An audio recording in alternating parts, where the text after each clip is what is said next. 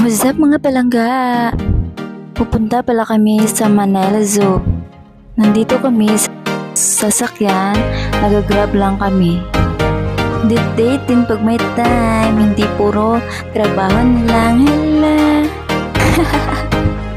May bata pala ditong panay cute, pa-cute. At ang papa din nagpapa-cute. Hindi din papapatalo ang nanay, o diba? Ang tita. Ayan na nga, nakarating na kami dito sa Manila Zoo. Yung guardia nagsulat-sulat pa.